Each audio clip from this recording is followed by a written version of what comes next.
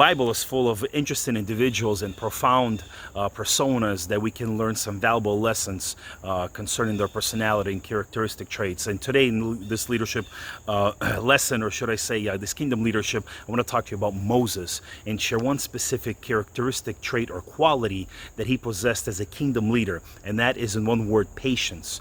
If anybody could teach us valuable lessons or life lessons, that would be Moses concerning patience. You know, sometimes when I talk to people, or even I talk to my children, I tell them, hey, look, we all need patience, plenty of it. And sometimes it seems like we need to change our profession and become doctors, because in the hospital there's plenty of patience there.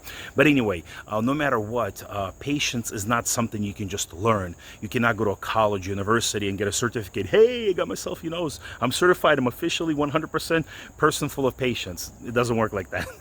Patience is something that you have to develop continually.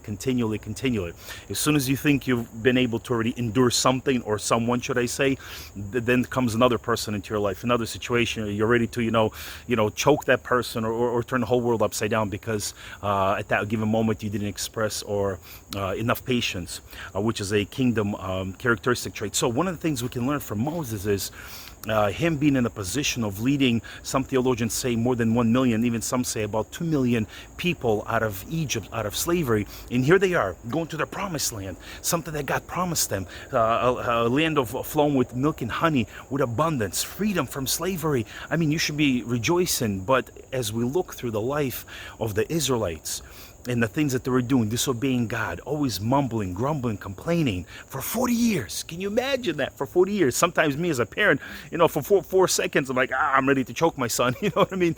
But can you imagine that? And it's interesting that as we see the humility and the heart of Moses throughout Scripture, that he portrayed this kingdom principle, this leadership principle of patience. And I believe we can learn a valuable lesson for all of us as God's children, not only necessarily if you're involved in the ministry of the church, anywhere, in every sphere of life, in marriage, in business, in society, when you work for that horrible boss, when you're around just certain family members, we're like, oh my goodness, can you just please be quiet? It doesn't matter where it may be. This is a characteristic quality that absolutely every child of God has. And if you are that person that's actually praying for more patience, believe me, you're gonna get it. Sometimes, people say, be careful what you pray about, because God does see your heart. He understands the areas where we lack, and he will bring, not he's going to give you patience, download it, like into your head, into your spirit, man. No, he's going to actually bring people into your life. He's going to bring situations, circumstances. They're going to start irritating you, agitating you, and you're like, and God's like, well, you prayed for patience. Here you go. Don't kill your brother and sister in the Lord, or your spouse.